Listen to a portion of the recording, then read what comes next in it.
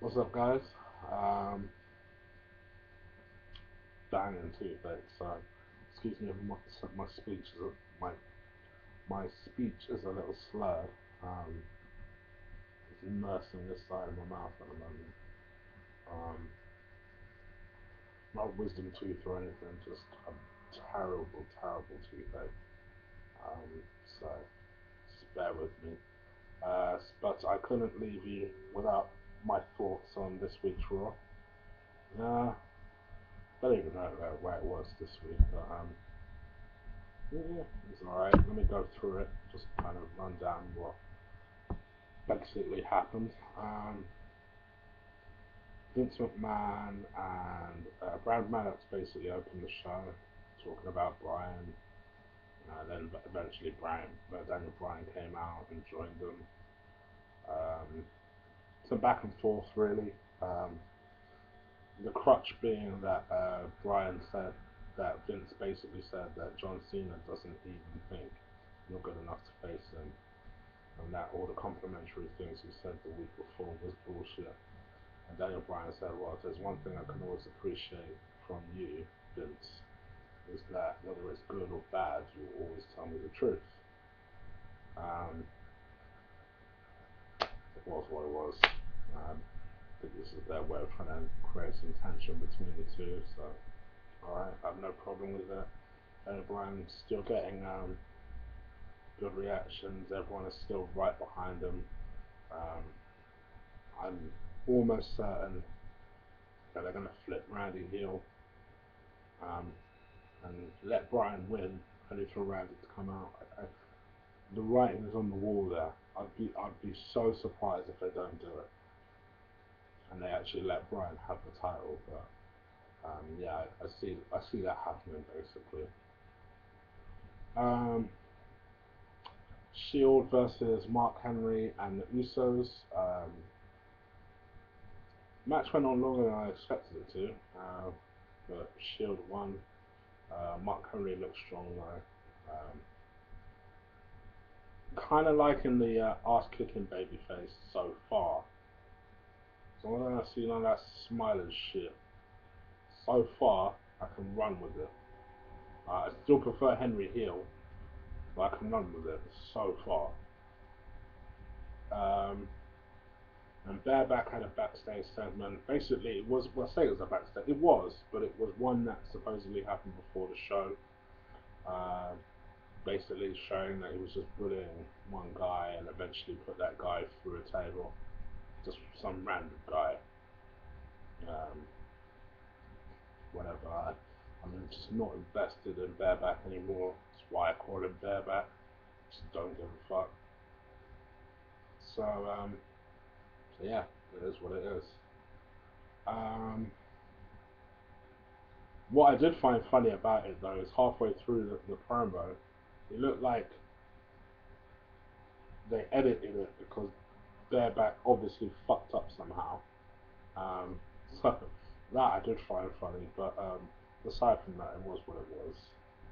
Um, I guess it achieved the point, and that's the main thing. Um, RVD versus Fandango. It looked like the match was just starting to get going, and then RVD wins by a count out because Fandango slides out the ring, refuses to get back in the ring. So it could be a start of a rivalry there. Don't see it going very far. You know what No Job Rob is like, but you know we'll see where it goes. Um, and AJ versus Caitlyn. And I had an epiphany when watching this match. Um, should AJ should I mean, there's been a big debate, and I will get round to doing this babyface heel video. I promise. I'll do it this week. I promise. But I had an epiphany. Would Caitlyn be more interesting as a heel? I'll leave that with you for a second. Because no doubt, I don't give a fuck what. I don't care how much heat I get. I think she's fine, Caitlyn, as opposed to AJ. I think she's proper nice. But I agree with others when people say that they don't really find her that interesting. I agree with that. Um, and I just thought, as a heel, she might kind of like a Mickey James type of thing. Although I thought Mickey James was alright as a babyface, but she's somehow become more sexier as a heel. I have a feeling that might happen with Caitlyn if they played it right. I'll let that marinate for a second. Dolph comes out, and shortly after that match, which Caitlyn wins, by the way, um, Dolph comes out, demands a match with Big E. Then I got kind of pissed off because the only thing I like about Big E is his fucking theme tune. I really like his theme tune, but they always find a way to deny me listening to that damn theme tune. Anyway, Big E was basically disqualified because AJ went batshit crazy and attacked Dolph, I should say. Do not care about any of this, so I'm not going to make any further comment. Then a sort segment with Bryan and Cena basically saying that, so what do you really think? Essentially, Bryan is saying to Cena about him, and Cena basically says that you calling me a liar. It was what it was. They're keeping the interaction quite short between these two. I guess they're trying to show tension without too much dialogue, which is strange because whilst I don't think Cena is as good in the mic as WWE like to think he is, I think he's alright. And Daniel Bryan is quite good on the mic. I don't know why he wouldn't just let them two just be natural with it, but alright, whatever. Then Christian and Del Rio had a match. Christian actually won, which was like, guy's going on a real winning streak at the moment. So yeah, Christian won. Then they announced that Del Rio gets to pick his opponent for SummerSlam. Okay.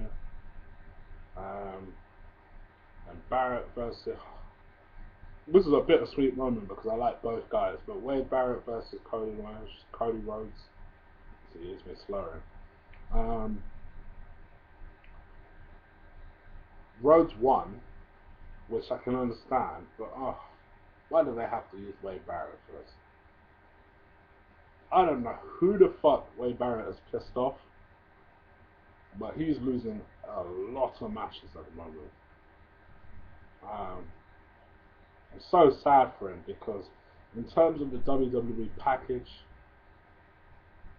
he has it. He has it.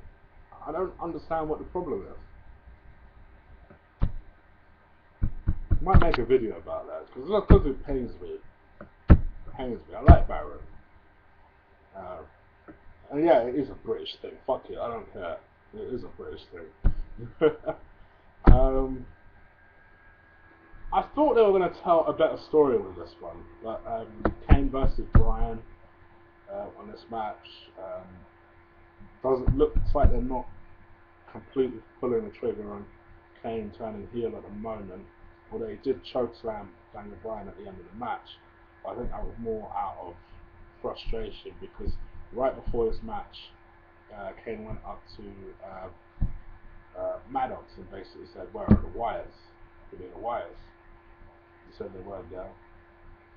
And then straight after Kane chokeslammed Bryan, Wyatt showed up, came out. I just love their fucking entrance. That we're here, and then on the Titantron, and then they come out with the lantern. Like, just WWE, please don't screw this up. They're so good. They're gonna so get over it.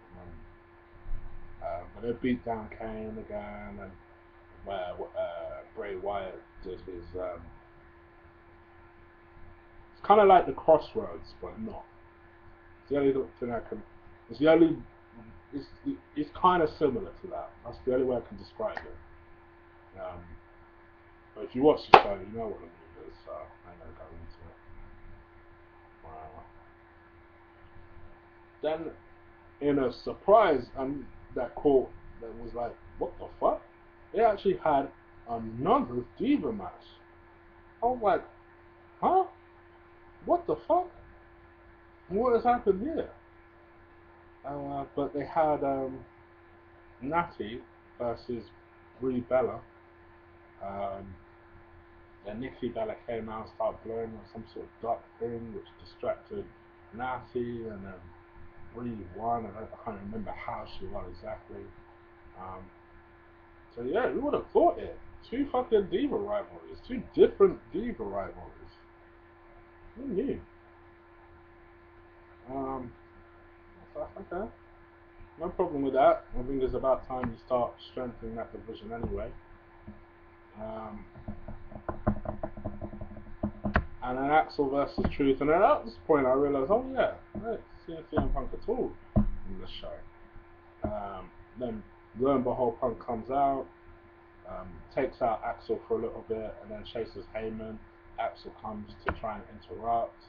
She clotheslines Axel over the barricade, which allows Paul Heyman to escape. What was it was? I was just trying to tell a story that, you know, Punk is going to go through anyone to get Heyman, basically. I have no problem with that. I don't think there was a brilliant between R-Truth and Curtis Axel. Then a tables match between John Cena and Bareback. So when Bareback loses every important match, who do you think won? Who the fuck do you think won this? And it's against John Cena.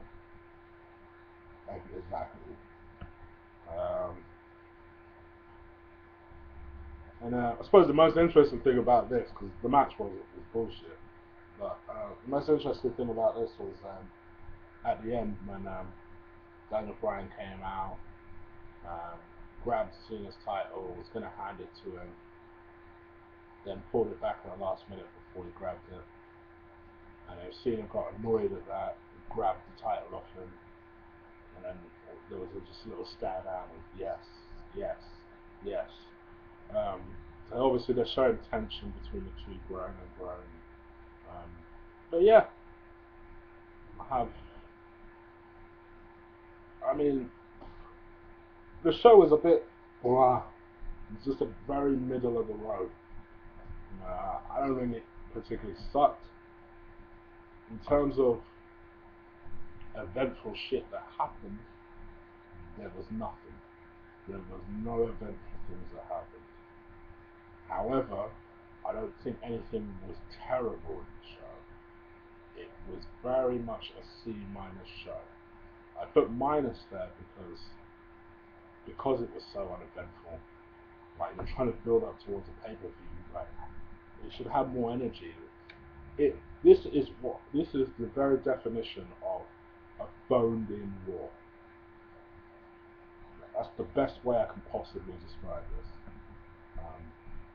So to be honest, I think you guys, if you haven't watched it, don't bother watching it. Catch the Raw reviews instead. You haven't missed anything. And I'll leave it as that. So yeah, anyway, I hope you like this video. Comment, please subscribe, like this video, comment down below, and I'll catch you guys later this week. Take care.